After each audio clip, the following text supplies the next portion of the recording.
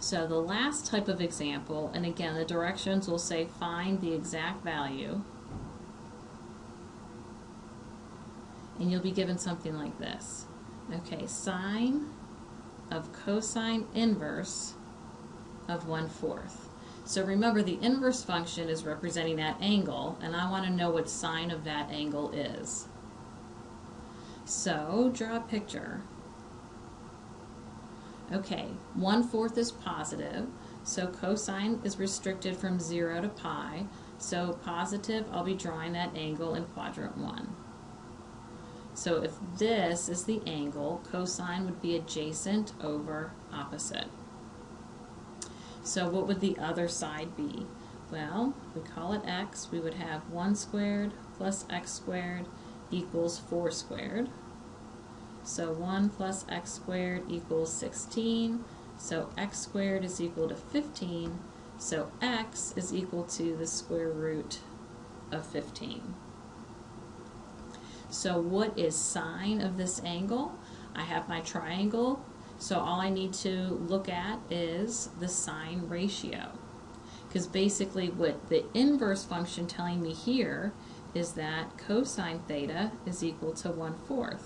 So that's how I built the triangle. So to know what sine of that same theta is, I just need to pull opposite over hypotenuse. So that would be square root 15 over 4.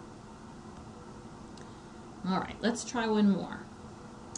Let's say, okay, what is tangent of cosine inverse of negative 1/3?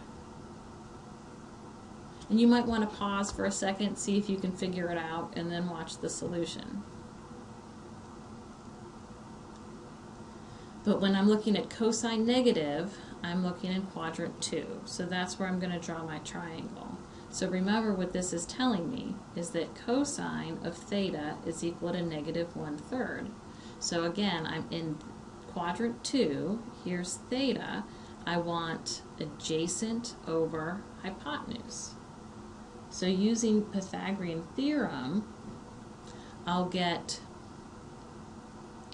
3 squared plus 1 squared equals, nope, I said that backwards.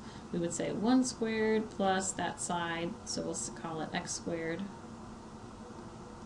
equals 3 squared. So x squared is equal to 9 minus 1, or 8. So this side would be the square root of 8, or 2 root 2. So what is tangent of this theta? It is equal to opposite over adjacent. So 2 root 2 over 1. Now, where is tangent positive or negative in quadrant 2? Well, if you recall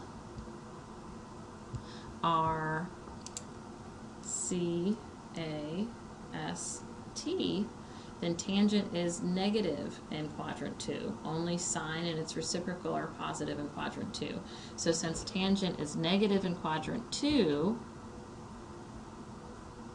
our final answer is negative 2 root 2. Okay, we'll stop there.